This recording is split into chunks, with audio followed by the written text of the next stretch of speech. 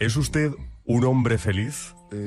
Soy feliz porque mi vida me permite experimentar aquello que de alguna manera me va mejorando como persona. Eso no quiere decir ni mucho menos que no tenga mis momentos de dificultad, que no tenga mis momentos de tristeza, que no tenga mis momentos de desesperanza. Lo que tengo es una guía que me orienta y me dice cómo tengo que tomarme esos momentos para aprender de ellos, para crecer interiormente. Para mí ese concepto es la felicidad, mucho más que un sentimiento, una guía, un sentido vital y unos valores que son los que de alguna manera están orientando constantemente mi vida y me ayudan pues a ir poco a poco tejiendo o aflorando la mejor versión de mí mismo, que es como yo quiero vivir. ¿Ser feliz es algo innato o algo que uno tiene que ir construyendo poco a poco? Vamos a ver, el ser humano en su interior, si fuera más consciente de su auténtica naturaleza, su esencia, se daría cuenta que la felicidad es intrínseca. Es decir, cuando una persona toca su núcleo, se da cuenta de que ese núcleo es la fuente de la sabiduría, la fuente de la verdad, de la bondad, de la unidad y la belleza. Lo que pasa es que el conocimiento que tenemos de nosotros mismos es tan pobre que a mí me recuerda a esas piedras que se llaman geodas, que por fuera pues son muy feas, no jamás llamarían la atención, pero cuando se rompen, cuando se penetra en su interior, tienen una estructura cristalina absolutamente impactante.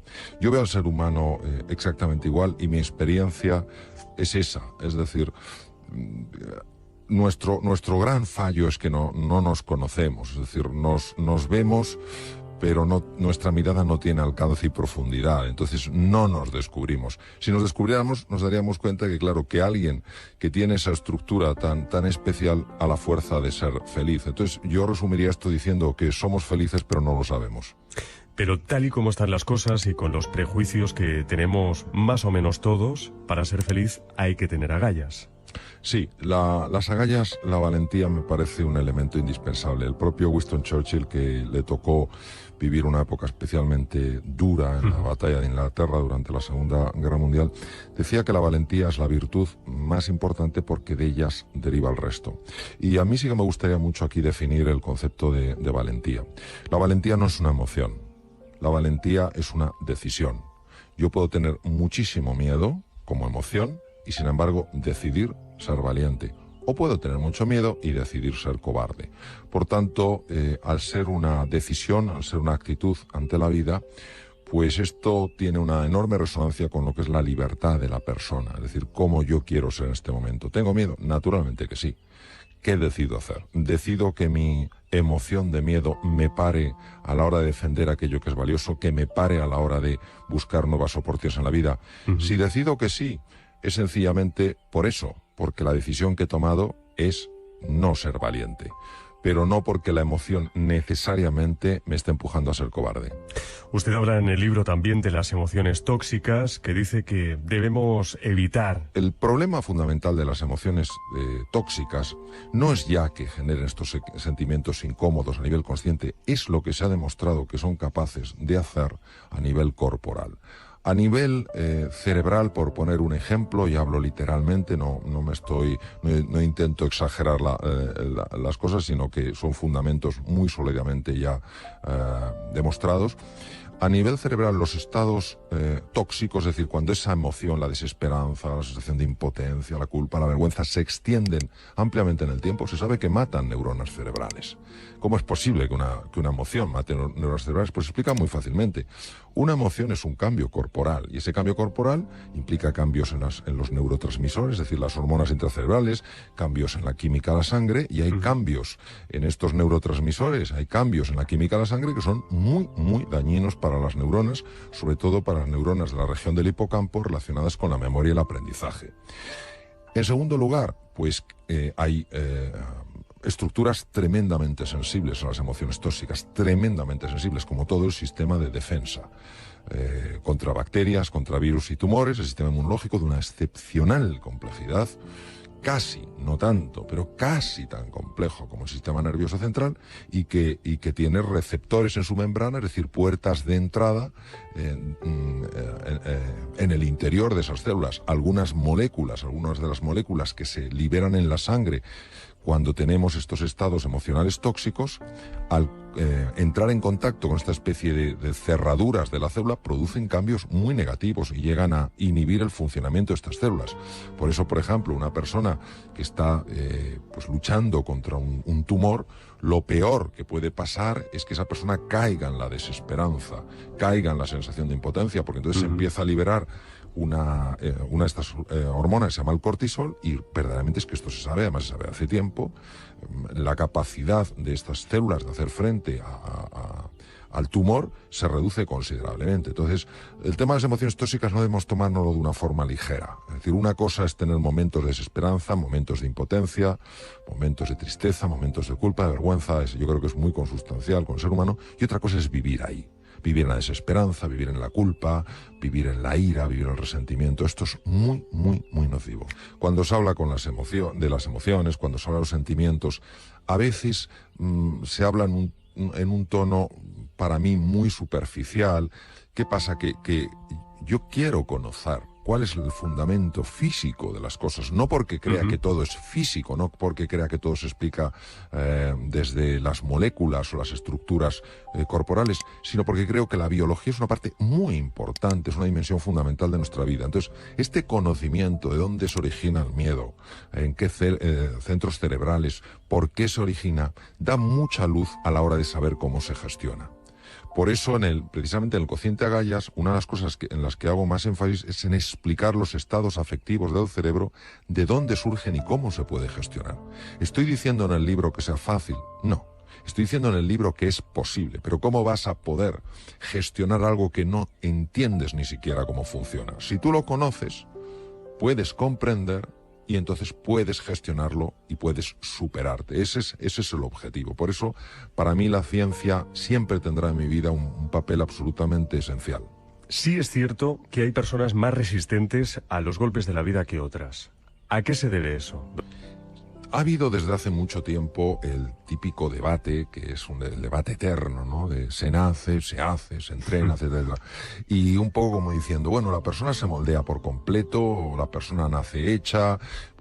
Y por eso me gusta tanto la frase de Ortega, no somos un participio, somos un gerundio. No fantástica, fantástica. Exacto, es maravilloso, sí. No estamos hechos del todo, sino que los vamos haciendo. Vamos a ver.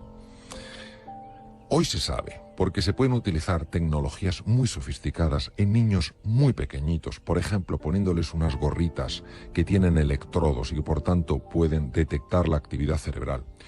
Utilizando en niños un poquito más mayores cámaras de resonancia funcional magnética que no tienen radiación, que son campos magnéticos, y que una vez que el niño se ha acostumbrado a ese entorno, y para ello hay máquinas que son exactamente igual, pero no funcionan, pero hacen que el niño por lo menos se adapte a la máquina, y cuando se le pasa a la máquina auténtica no nota diferencias, que claro, el funcionamiento de la máquina auténtica es carísimo, entonces claro, no se puede dar uno el lujo de que el niño se adapte en la máquina auténtica, porque eso son horas que es una fortuna lo que vale. Entonces, se ha podido ver que hay niños que nacen ya con una predisposición clara a ser más optimistas en la vida, y hay niños que nacen con una predisposición clara a ser más pesimistas en la vida. Esto no debería sorprendernos, porque cualquier persona que tenga hijos o sobrinos y les ha llevado a una fiesta con otros niños se habrá dado cuenta de que algunos niños muy pequeñitos enseguida están explorando, jugando y relacionándose, y otros niños que se quedan pegados al padre, pegados a la madre, en un rincón, etcétera.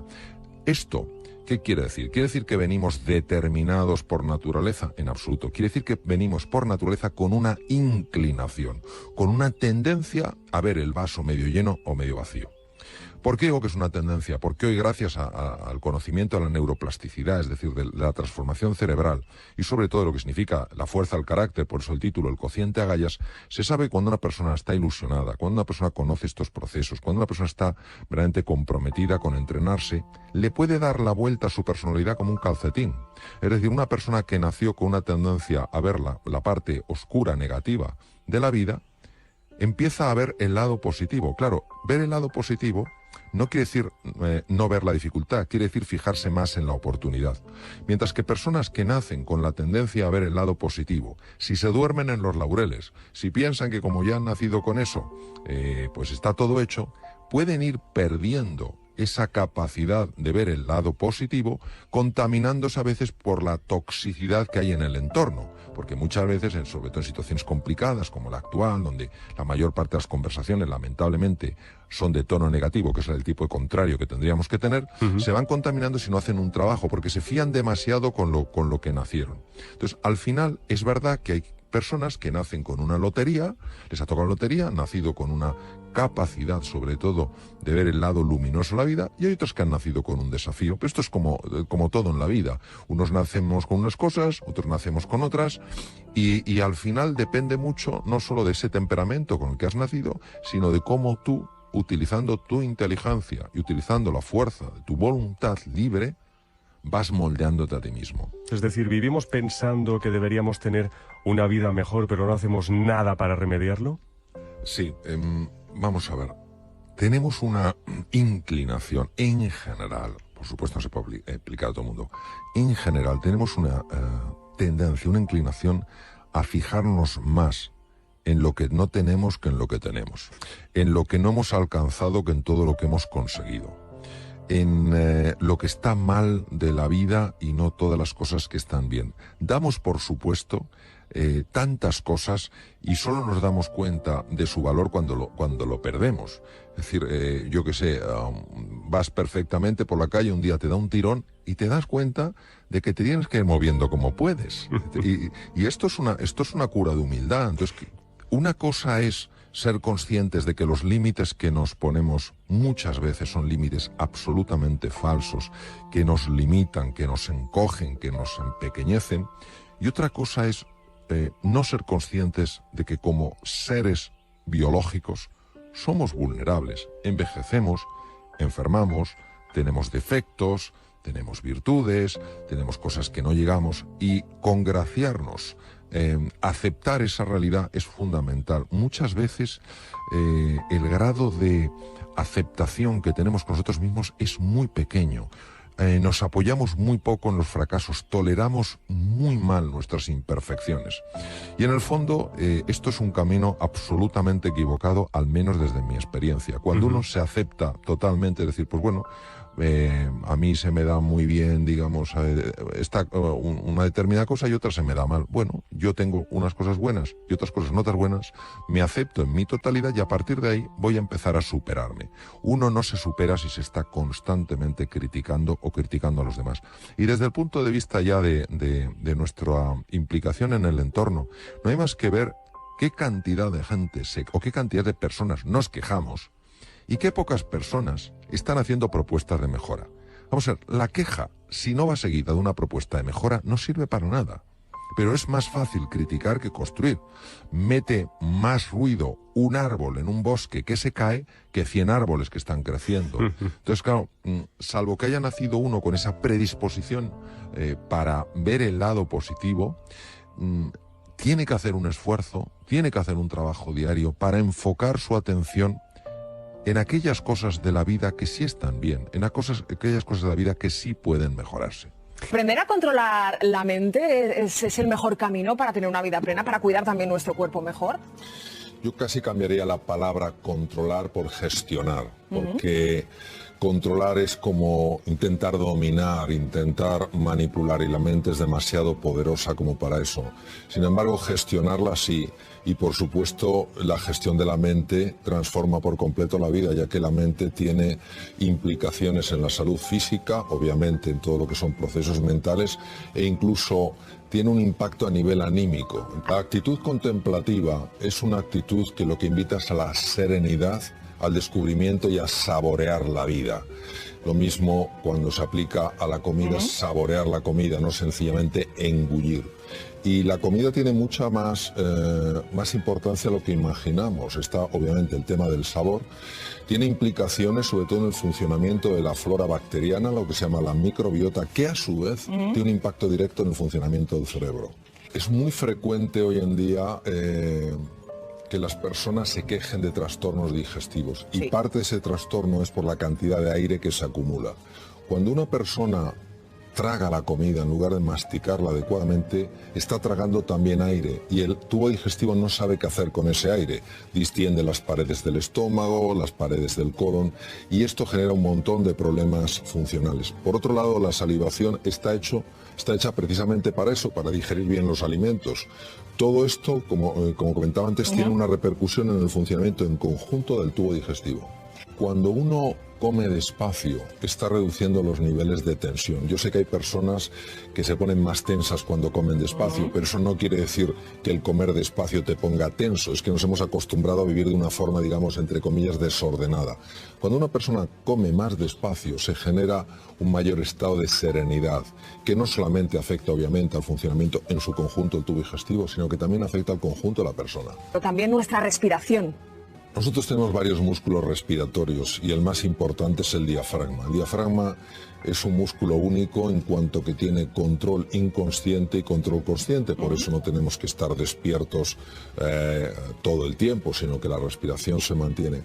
Y sabemos perfectamente que cuando se respira de forma adecuada cambian procesos cerebrales, se sincronizan mejor los dos hemisferios cerebrales. Sabemos que en las situaciones de estrés se produce un cambio brutal en el patrón respiratorio y cuando una persona aprende a respirar, sobre todo con el diafragma, el estado de serenidad empieza a aparecer de nuevo en su vida. Por eso es muy importante la respiración. ¿Y por qué es tan importante dormir lo suficiente? Porque durante el sueño se libera una hormona que se llama la melatonina. Y la melatonina hace muchas cosas, entre otras cosas activa los genes llamados los genes reloj nocturnos, PER1, PER2, PER3, que lo que hacen es descubrir dónde está habiendo mutaciones que pueden dar lugar a tumores para repararlas. Por otra parte, durante el sueño se libera hormona del crecimiento, la cual obviamente a ciertas edades como la mía no te va a hacer crecer si repara los tejidos. Y además, durante el sueño se activa un sistema muy especial que es el sistema linfático, que no es el linfático, correspondería al sistema linfático del cerebro, que permite la eliminación de proteínas tóxicas que se acumulan por la actividad cerebral, que si no se eliminan pueden facilitar con el paso de los años enfermedades neurodegenerativas.